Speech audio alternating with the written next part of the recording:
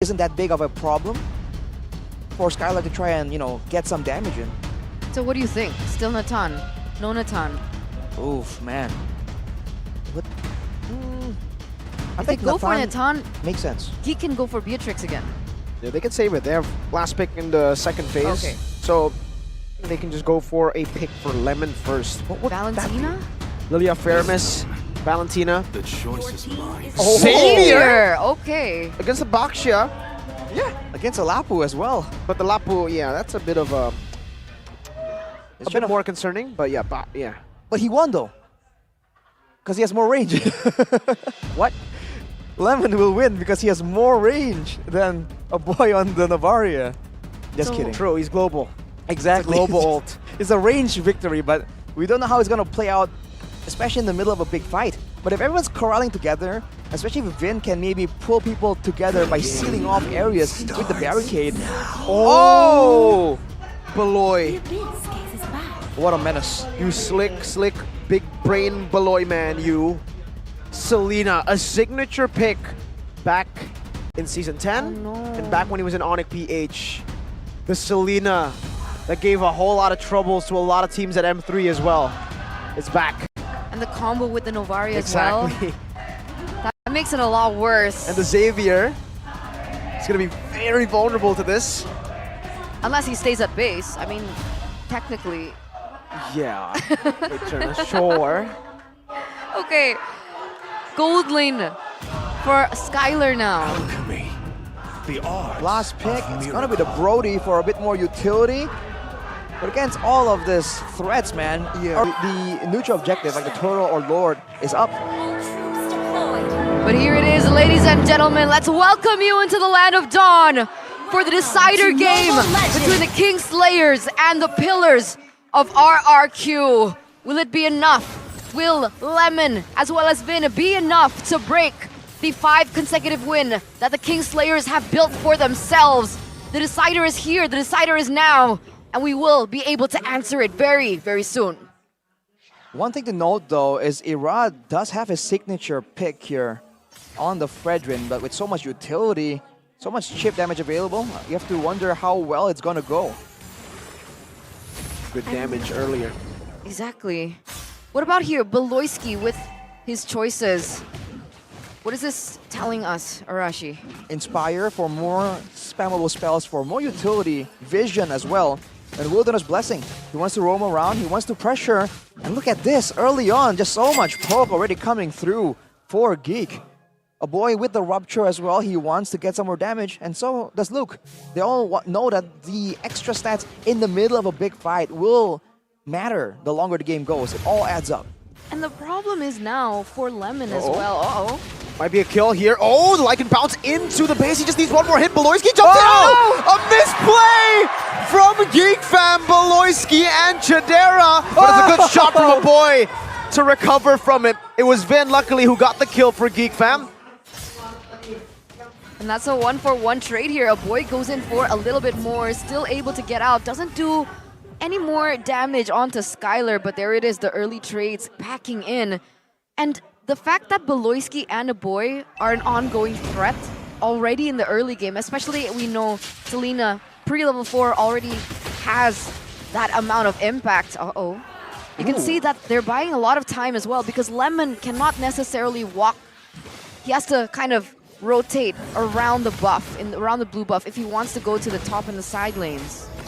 Yeah, there's a lot of danger lurking in for Geek Fam, but look at this 1v1. Yeah, force into Black Dragon form from Banana. Vin already very low. Beloyski picks up the kill and Hazel looks for the retreat battle, wins it out against Irad. And Irad is forced to run back. Banana to the Poissons now popped by Hazel.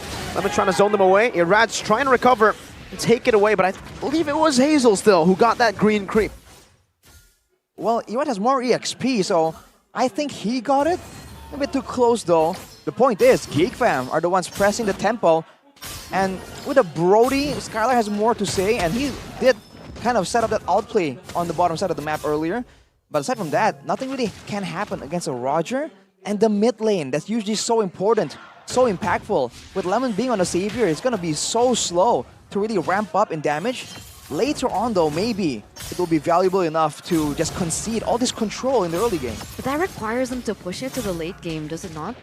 And in that late game, as compared to a damage coming out from a boy, well, I guess it depends, right? If he goes for something that can draw down the cooldown, there is a possibility that he can outmaneuver this, but this... A flicker too, Chidera wake. Oh, dodges away from the Whoa! Torpart memory on the light pounce!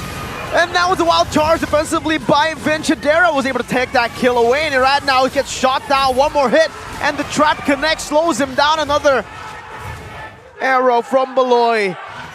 Wow, Chidera, that was extremely well played. Lycan pounce to dodge from the Torpart memory, beautiful. Wow, the outplay is coming in from Chidera. Remember, the guy who was the first team marksman, was it last season? Gold lane. Wow, Geek now having full control. RRQ are definitely just losing tempo and losing options right here. Even Irad, with all the early pressure he's trying to exert, he's just losing it out to Hazel, 2 levels behind. Are they going to keep going for a neutral objective fight? Are they going to go for some trades? They have options available. It's not too far to come back from 2k gold. 2k gold, but also a 2-level difference between Hazel as well as Irad at the moment. They want to go for the 50-50. That is extremely risky by RRQ. A boy nearly was able to seal that away, but here it is. RRQ. They're opening up vision, but no, they don't want to commit. I think it's too much of a risk if they do go for it. It's just a constant harassment coming in. Look at Geek, fam. They weren't trying to go for a fight. They weren't trying to go for an engage. They saw the Black Dragon form. They just step back and say, hey, just walk up a bit further so we can actually hit you with our spells. And then once you're done, then we'll go back in. They're playing this poke-heavy playstyle really, really well. And without a real front line, with a lot of regeneration or a lot of tankiness, RQ are absolutely feeling the pressure. And unfortunate for them, their composition kind of relies on big ultimates and big objective takes. That's why I think the Enchanted Talisman being brought in by Lemon will do them wonders, right? If he's able to spam out his ult in the later stage of the game, I think it does have a similar impact with a boy, with the Astral Spheres. And look at Hazel using the damage reduction just to stand in front of Skylar, soaking that damage in. Beloy forced to flicker out. That turret in the mid lane is a tickle away. All right, another factor you have to think about, though, is the fact that Geek only have a Baxia. Well, they have a Baxia and a Lapu as a frontline, but the Lapu isn't exactly a frontliner. So later on, like you said, if Lemon can start dishing back some harassment, or if RRQ can get enough resources to fight reliably, there isn't really a frontline that Geek Fam can use to really stall. And Skylar can hit multiple people at the same time with how the Brody works with the Tornapart memory. So there are still ways for sure, but RRQ are slowly but surely falling behind in the gold lead department. Yeah. That's the big concern. 4K already, Arashi. It's a little worse. And Oh. there you go. A kill 3 versus 1 onto Banana, and it looks like RQ might be looking for the same, the mirror play in the bottom side. Yeah, and they might even be losing. Even in the mirror play, they have more members, but they get poked down by Chidera. Oh, Irad jumping forward, finding Chidera, getting the taunt as well. But wow, Chidera's dealing so much damage. He wants to go for the Lycan Pounce now as the shield unity connects. And also the Abyssal Arrow from downtown, locking him down. Skylar low, Tornapart memory used up. Chidera falls. The combo with Lemon. Luke, bravest fighter, Luke! Cancelled out with the wild charge. Now a stun onto Lemon. Now also going on to Lemon under the turret, forcing a flicker out. Lemon gets out and outplays Luke. But it's a free turtle over to Geek and Beloy. It's not done yet. Boom. Oh, here's dive out. 2 valuable kills, I guess, taken by RRQ. The gold lead for Geek Fam was at about 4K. Now it's back down to 3.5. Geek are still on track with their game plan. With the mid turret taken down like that, there are more ways for them to just hide in the jungle. More ways for Beloyski to be really annoying, to be putting down some abyssal traps in the jungle of RRQ. And while we have some time here, player head-to-head between Chidera and Skylar by our app GoPay. Higher KDA for Skylar, higher GPM as well, but Chidera with the teamfight participation, that's where he really excels. RQ like going for skirmishes where Skylar can really show off his mechanical skills. But Geek fam, they like going for this calculated all-in, like multi-member team fight where Chidera is content not taking the spotlight. And usually they try to buy enough time for Skylar to ultimately carry in the later stage of the game, right? Which is why maybe he's not as involved as Chidera. A difference in gameplay and timing. But back to this game, it's now still a 4K gold lead for Geek fam. And the oppression of the Abyssal Arrow is insane.